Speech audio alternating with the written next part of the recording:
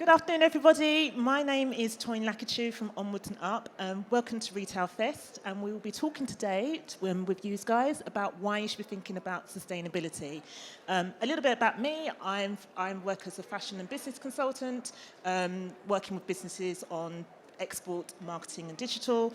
I also work as a lecturer at London College of Fashion on supply chain management, focusing a lot around sustainability. So we're going to be talking to you today and kind of giving you some insights into why, as a business, you should be thinking about sustainability. Also some tips on what you can start thinking about doing within your business to improve that kind of going forward. So before we start to get into discussion, I'd just like to introduce my two lovely colleagues who are going to be talking today.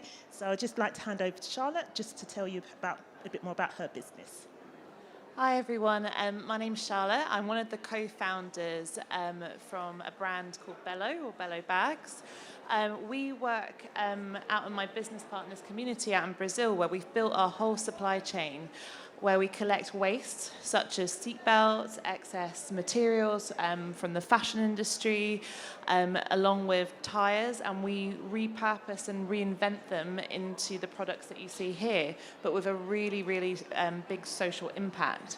So every single product that we make helps support our community of artisans out in Brazil, not only by paying living wages, but every single product reinvests back into the community by helping feed those who are in need as well. Thank you. And I'd like to introduce Daniel from Talking Tables. Hi everyone, I'm Daniel from Talking Tables, so I'm Director of Supply Chain. So Talking Tables is all about gathering, so we design products that help to bring fun and style to any occasions, whether it's a birthday, a summer garden or Christmas day. Lots of products we do, you can see on the table, so we've got some of our candle holders and dinner candles, but we do paper tableware as well, games, and as well as indoor fireworks as well. So we're very much design-led, but a lot of what we do increasingly is about sustainability. We like the idea of sustainable joy, so the idea that you can have great and exciting products, but being conscious of their impacts on the environment. And we work towards our B Corp certification. And last September, we actually became B Corp certified, which was an 18-month process to get to that point. And I know Charlotte's on her own journey of B Corp, so I'm sure we'll touch on that later as well. But yeah.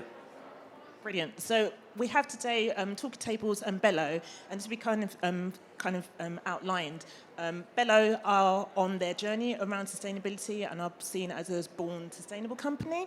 And also we have Talking Tables, who are B Corp status. So there's something for everyone in between in terms of, where you are in terms of that journey. So first of all, just to let's start the discussion. So in terms of sustainability, why do you think as a business, do you think it's important to invest in that as a business? I think there's many reasons, as you can see from, a lot of people are starting to be more interested in where things are coming from. The customer, I think BOF have just recently released a report where one of the biggest opportunities for 2023 and beyond is, and if you don't know BOF, it's a business of fashion. They have said the biggest opportunity for retailers and also for, small brands and designers is sustainability. I think, as companies, it also gives a lot of opportunity for your staff to really invest in what you're doing. If you're a brand with purpose, if you're a business with purpose, it not only helps motivate your employees to be able to know that they're part of something which is a really, really positive change, but it also helps enhance your community around you and gets people really, really on board. Obviously, we've got some big challenges in the planet, and you can be a part of that to make a real positive change.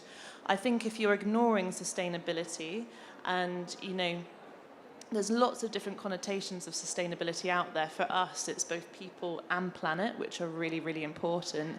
And if you can find that purpose, together we can make, our small change to create a bigger impact together, which is also really, for me, I'm very passionate about, business must take a lead role, and design as well must take a lead role to make a better future for all. Brilliant. I'd just like to also say, with the Business of Fashion report, you can actually download that So if you go to McKinsey and Company online, it's a free report which they do every year, which you can actually download, and it's a very detailed report in terms of telling you what's happening in terms of trends, and what's going to be happening in the year ahead to help you plan for your business. So Daniel, from a lifestyle brand kind of point of view, how do you see sustainability being an important area for you guys to be investing in? Yeah, definitely. I think for us, we've talking to them, we've always been looking at positive impact and how we can, I guess, improve what we're doing. I think we're very honest with ourselves that we're in an industry that includes single-use items. So I think we're even more conscious that we wanted to do more to make sure that if we were doing products that they could be recycled or made to last. So I think it's from that, it was actually, I think about 2018, we started our sustainability journey, and that really was product and packaging focused, so mainly looking at removing plastic from our products and packaging. But I think from going on our journey, we realised actually sustainability is much wider than what you do with your product and packaging. And I think through our B Corp application, which is very holistic, we started looking at things like how do we impact our local community, how do our supply chain impact their local area, and like as you mentioned, how are we treating internally of our own employees. So for us, I think sustainability came a lot wider than just the product and packaging, and I think that helped us on our B Corp journey. And ultimately, it's the right thing to be doing for the environment. But I think as companies, longer term, I think it's future-proofing what you're doing. I think consumers are expecting you to be doing more on sustainability. So if you're not doing that in the next few years, I think there's going to be some questions on your brand as a company. So not only doing the right thing, but I think future-proofing what you're doing is also important. Yeah, and it's really interesting you talk about looking at sustainability from a people point of view, because I think a lot of sustainability when we talk about it is how do I reduce, using plastic or what kind of materials, but, thinking more about your community. Can you maybe kind of share some information about how you implement that within your businesses kind of going forward in terms of looking at it from community?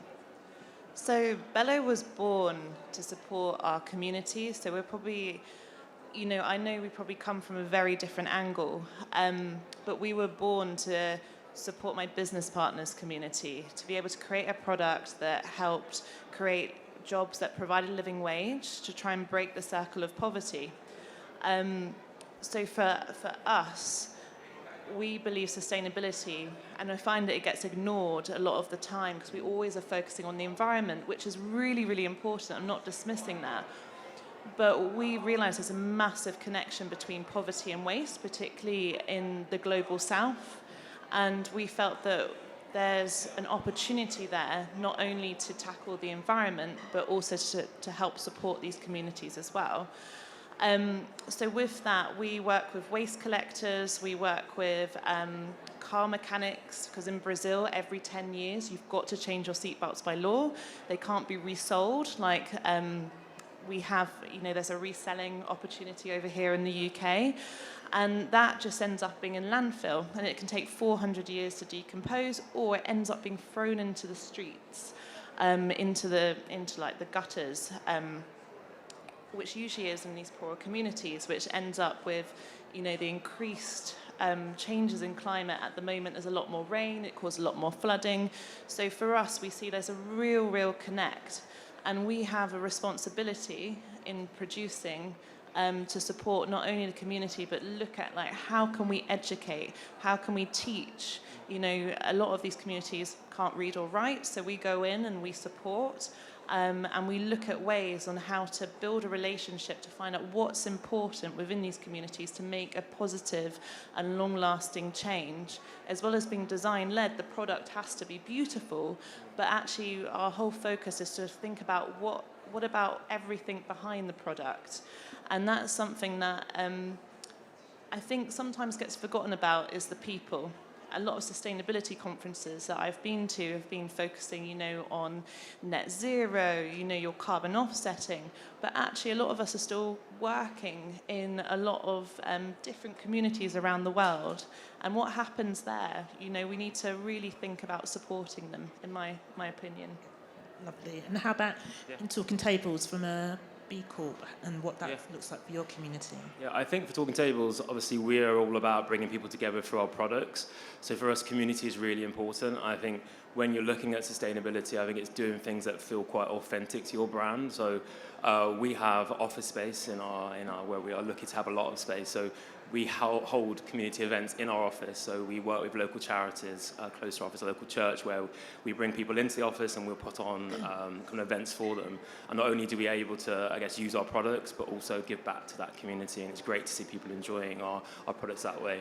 Another thing we've done in terms of our employees as well is give everyone 2 paid days to go out into the community and actually give back through volunteering. And that's been massively successful over the last years. I think in the last 12 months we did about the equivalent of 37 days of volunteering out with various different charities, which has been amazing to do. But I think, as you've mentioned, community in our sense goes further afield. So we work with suppliers all around the world, in China, India, and I think a lot of that, what we do with them is collaborating with them. So when we're looking at sustainability, some of our suppliers may have not kind of yet got onto the fact that they need to reduce their impact on the environment. So a lot of things we're doing with them is educating and collaborating with our supplier base to look at their water impact or try and encourage them to look at renewable energy in their factories. And that's kind of a newer thing that we've been really focusing on. I think a lot of that has come from B Corp. It's given us a wider responsibility on the things that we're doing. So it's good to have for us, I guess, community can be close to home and it's as close as our office, and working with charities that are very close to our office, but community includes our supply base as well and how we kind of work with them. Yeah. So it kind of spreads across the board from the production and manufacturing all the way through to the end kind of user, so to speak, which is lovely. And like when you're kind of thinking about your messages, you're doing so much amazing kind of creativity and kind of building these strong relationships with your communities and so forth. How are you? I think one of the things that we always have around sustainability, everybody's talking about it, and I think we're kind of getting a bit kind of maybe numbed by it. But how do you kind of do that within your businesses? Whether it's from a high-end design-led, or whether it's from a lifestyle brand. How do you do it in your businesses and still remain authentic and true to your brand, but also kind of trying to educate and tell your customer base in terms of who you are and also kind of getting that message out there? Well, I think it's really important that you've got to stay, within the lifestyle. You've got to create that aesthetic that fits to your customer because, profit, for you to be able to do all the things that you're planning to do as a business, you still have to be profitable. So, that is still our number one focus. We're a design-led brand. We want to create the aesthetic for our customer. But what we do is that we mix that with the messaging within our communication that is like telling our story, and we really focus on humanizing the supply chain and showing, connecting the people with the people who've been making the product, telling their stories, obviously with permission. We don't just take a photo, but showing that there's a real human that's behind the product and they're meaningful. Without our artisans, our team, we wouldn't have a business. So we want to really, really reconnect our customer to that. So every single product comes with a story about the person that's made it, as well as you get a little QR code where you can scan and it can take you through the journey to a Discover page that tells you about how it was made, what the product is made from, what you've saved from landfill, so you can really get that connection with the customer. So they know the impact that they've created when they buy that product. Beyond that, so we tell people snippets about impact, and we calculate the impact as well. So for us, I know it's different for different brands, but we calculate how many meters of seat belts have been saved from landfill, how many fabrics, how many meals have been donated with the purchase, so that people can see together as a collective, as a global community, what the impact is, so that we're all in it together and we're all working towards a cause. And that, for us as a brand, you get to wear your values, which I think is really important for the consumer as well, that they know that they can wear us as like a badge of, this is what I stand for, this is what, fashion's all about communication, isn't it? It's all about wearing what your principles are or expressing who you are as a person. So for us, that's a really important thing. If people want to delve deeper into more detail, I think it's really important, if you're making a change, And it doesn't matter how long you are on your journey, but to have it documented on your website so people can delve deeper and, you know, find out about whether it's the human rights that you're working towards, what your sustainability efforts are. No matter where you are on that journey, I think it's really important to showcase it and not be shy. I know there's a lot of brands that within my circle who have met who've like changed their packaging and they haven't shouted about it, but I think it's something, even if you know your whole process isn't sustainable, it's something to be really proud of, that you're moving forward on that journey. Yeah, definitely. And how about you, Dan? Yeah. I think it goes back to what we were saying before about being authentic as well. I think through your communications, I think you need to be very honest. So what we try to do is obviously highlight things where we're not perfect as well, just to say that we're on that journey. I think as a company, we always knew that we weren't going to become the most sustainable kind of company overnight when we started it. So we had to be honest where we were right now. So through our communications, we share what we're doing, but also we might highlight things that maybe we're not quite there yet, but we've got a target and we're working towards that. So I think for your website is a great place to do that. And that's what we kind of work to do. And then I think with newsletters as well, what we're finding is where you are purpose-driven with newsletters, we're actually finding a lot of success with that. So in December, I think 80% of our newsletters were purpose-driven, and actually some of them are the most commercially successful newsletters we've done. So there's obviously a demand out there for people to want to hear about what you're doing, and I think the more authentic your message is about that, I think the more you'll get your customers to engage with you on that journey as well. And I think that for me has been the key thing, is the small steps that we're doing to communicate it, and you don't have to be perfect to be able to communicate what you're doing. Yeah, and I think, you know, and what you say about kind of doing newsletters, I think, you know, don't be shy, isn't it? I think the key thing is don't hide and hold back from kind of revealing the back end of your business. You know, I think one of the things around authenticity is showing that rawness of your business, but also kind of thinking about your marketing, you know, and it's not always about sales, but it's about telling the story of your brand. Yeah. And, you know, kind of embedding those messages around authenticity and sustainability can also be part of that, can't it? And I think it also holds you accountable as well by publicly saying you're going to do X, Y, and Z on your website. That is you saying you're committing to doing that as well. And I think it holds you accountable to follow that message. And I think consumers more and more want to see that, and they want to then see your journey and your progress. So again, yeah, not being afraid to put it out there and commit to it. And if you don't hit that target, you can be honest again and say, maybe we didn't quite get there this year, but we're going to work towards doing that next year, and you've got a plan behind it. So I think the honesty really will resonate with kind of consumers as well. Yeah, and really kind of, you know, and don't kind of give yourself a hard time if you're not doing it, you know. It's better just to kind of take it in steps. So again, you know, we talk a lot about greenwashing and people trying to show that they're doing something, but actually, you know, there's so much out there in terms of digital technology and information that we can kind of source on your brands now that we can easily call you out. So, you know, do what you want to do, you can do in your brand rather than trying to be like everyone else. And I think that's really important. But when we're kind of thinking about your businesses and thinking about sustainability and thinking about your supply chains, you know, what are you doing what kind of things, or what is your journey in terms of your supply chain, in terms of trying to start to think about embedding that, and maybe for some of our people in the audience, what kind of things could they think about on their supply chain journey in terms of thinking about sustainability?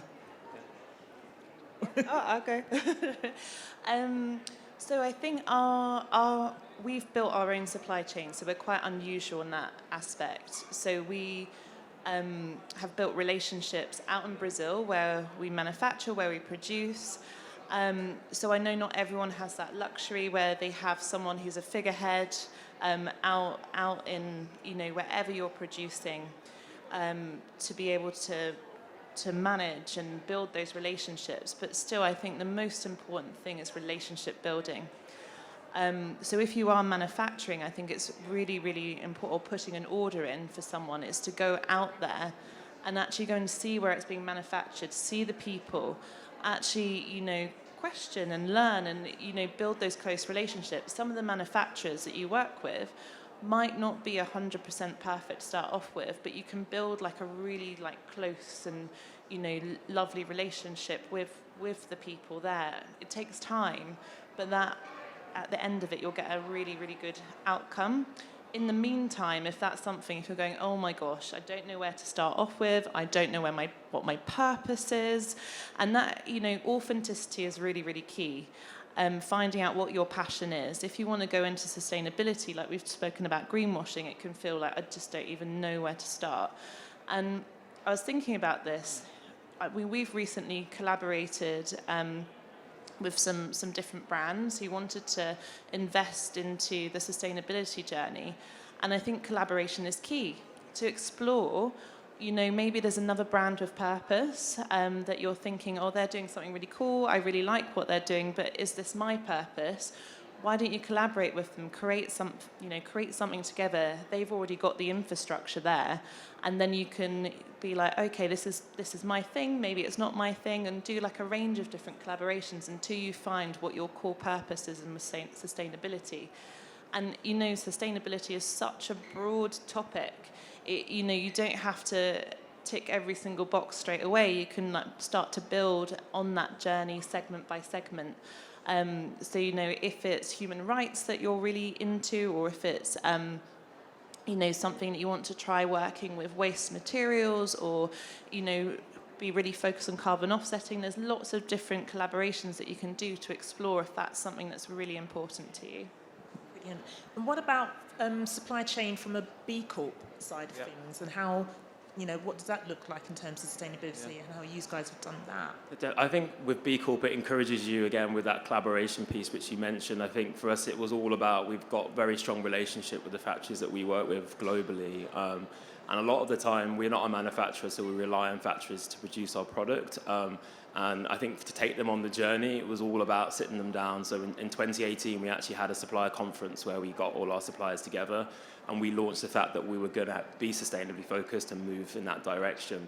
And it was really interesting. A lot of our factories obviously are more experts on their particular product category than we are. So it's really important that they come along on that journey, that they're going to know more about how they change their materials or change the manufacturing process to make it more sustainable. So it was that way of not going along to the factory and dictating what needed to happen and forcing it. It was sitting down with them and saying, this is the aim that we want to get to. How do we together go about doing that? So we did that in 2018, and then we each, on an annual basis, we do questionnaires and we set KPIs of our suppliers. And again, the same way that we're working, we're setting ourselves targets we want to achieve. And then we're working with our factories to see how they can move things forward. So as an example, one of the things we wanted to do was launch a plastic-free cup. So we set the target down with our supplier base, so that's what we wanted to launch and do. And we had suppliers that were actively going out to find new materials.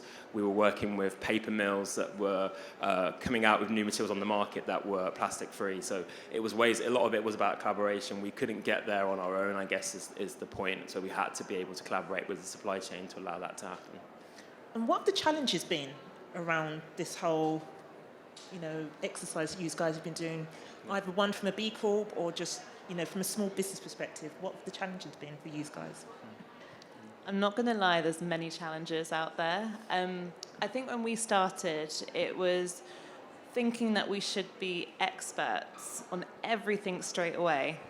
And, oh my gosh, I'm not doing this right because I'm not an expert. And I think you've just got to jump in sometimes and start that journey. You're going to make some mistakes along the way. And not being scared about that. I think as long as you're honest with your audience and you're showing them your journey, I think it's actually a lot of people connect with that, because being an entrepreneur, sustainability, even though everyone's talking about it, is such a new realm, and it has so many different meanings to the word sustainability. It can feel like you're a little bit lost sometimes. So I think that's the first one. And I think the second one, which has been a massive challenge for us, if you're starting something new and everyone thinks that you're doing something a little bit strange or a little bit weird, persist through it. I remember our artisans that we're working with, when we were like, we want to make this bag out of seatbelts, like reclaim seatbelts. They all thought that we were loco, like absolutely crazy. And, it took that relationship building, and that kind of gentle persistence and education to get people on board, because they just couldn't see how we could turn waste into something beautiful. And so I think sometimes, there are going to be peaks and troughs when you're changing things. It might be that you're not reinventing the wheel, but along that way, just, continue along that journey and keep on being persistent and change and adapt to come through it. How about talking tables? I think one of the challenges we faced quite early on was the amount of greenwashing, I guess, that's on the market from a product perspective. There was lots of things out there that were claiming to be green or sustainable, and I think it became very difficult for the end consumers to know what actually was green and what was sustainable. So I think for our own messages, we've been trying to be as clear as possible, just to avoid, I guess, creating any more confusion out there. And I think the product category I mentioned earlier about plastic-free cups. So when we launched these plastic-free cups that were made from paper, it was quite interesting. A lot of people didn't realise that a paper cup even included plastic inside it anyway. So the whole work we've been doing while supply chain to launch these amazing cups that are plastic-free, it didn't seem that groundbreaking to some people. But so it was for our own communication, we had to then communicate about why we'd done that, about why some of the products on the market maybe weren't as green as they were claiming. And that was a bit of a challenge. But I think we're starting to see that disappearing slightly with consumers having more awareness of what is sustainable. And I think the single-use plastic bans that are coming into the England in October, I think will help that further to create more awareness of what people should and shouldn't be doing. So brands that are, I guess, taking the next step to remove things that are bad, people are being aware of that, and actually you can kind of be seen to be doing that as well. And finally, and I'm going to hand over to you guys, so if anybody's got any questions, be ready to kind of ask away. If not, we will be around afterwards for a little bit of a chat. So just to kind of round off our little chat, can you possibly give 2 top tips that businesses can consider to help them to become more sustainable in their practice? What would you guys suggest as a starting point? I think it would be really good, sometimes words like B Corp or going into the B Corp world as a small business where you haven't got a lot of time and you haven't got a lot of funds, it can be oh my gosh, how am I as a 2-person, 3-person business going to prove what I'm doing? And I think there's many ways that you can think outside the box to measure your impact, whether it's the weight of the amount of things, for us we're recycling, or even having a look at the UN sustainability goals and aligning yourself with one of them. You don't have to align yourself with the whole 17. That's just really focusing on one. There's different structures out there. There's lots of help and resources as well. There's the Ellen MacArthur Foundation where you can get lots of resource and information about sustainability, circularity. But I think just start small. And you can dream big and go for the B Corp status, but you can actually just start with just finding out what your impact is and what you want to focus on first. And you don't have to delve in deep for the B Corp status just at the beginning. Refine, get that experience, and then kind of go from there. I think there's a few tips in there. There's quite a lot. No, that's good. How about you? Yeah, I think as spoken, I think the target setting is a really good tip. So whether you're taking small steps or big steps, I think it's setting yourself a target of what you want to achieve in that, whatever the period is, or whether it's a 12 months or 6 month period. So I think that not only will allow you to challenge yourself on an annual basis, so even though we're B Corp certified, every year we'll still be setting new targets on ourselves and challenging ourselves to go further. So I think that would be one tip. I think with B Corp as well, it is a free platform, so you can actually go on to B Corp and you can actually take the impact assessment of any company. And it's quite a good way, I guess it could be seen as a sustainability MOT of your company to see where you are right now, what you're doing good, and where maybe you might need to do improvement. So that impact assessment, anyone can take without cost or without committing to be a B Corp. But I think if you want to start your journey, it will really quickly highlight maybe some of the areas that you want to focus on and maybe scream out some of the areas that you are doing really well you can start to talk about or even grow on as well. So that'll be my top tips. Brilliant. Thank you very much, guys. And thank you very much, everyone else, for kind of being here today with us and sticking around. Has anyone got any questions for us? We've got a microphone as well.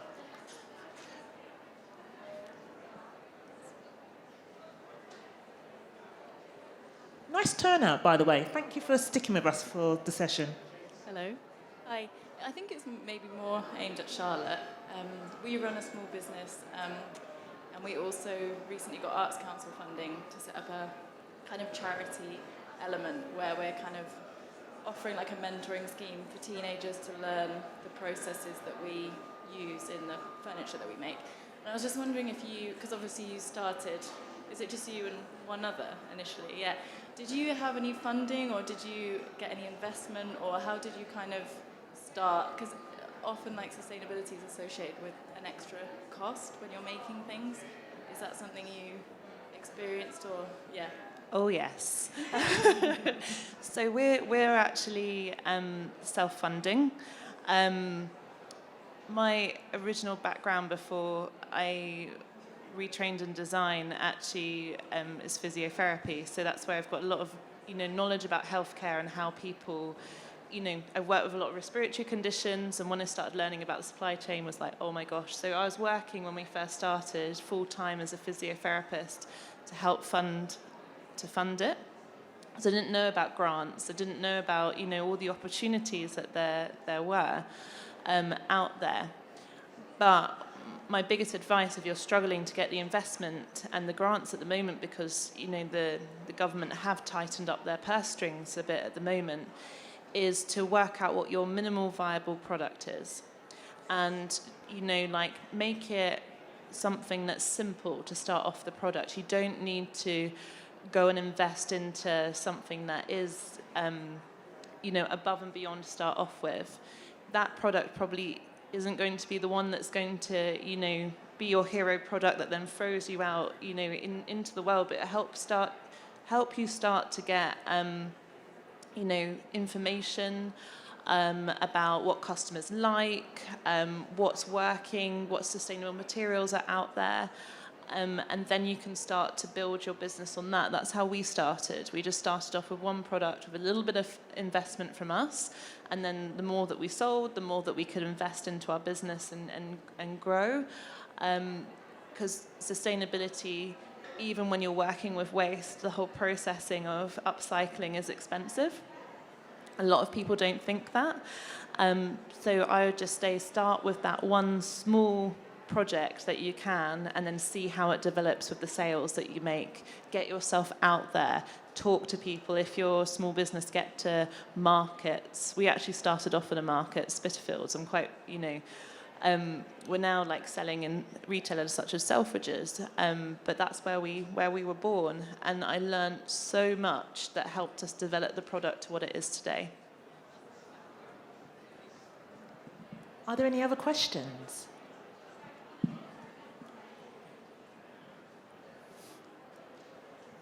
Hello. Hi. My message, I think, is to Daniel. Actually, a question. How did you manage your factories? Because obviously you said they know more than you in terms of their product, because it's their baby as such. But when you had that conversation, you were moving on into the sustainability world. Were they open? And if not, how did you handle that?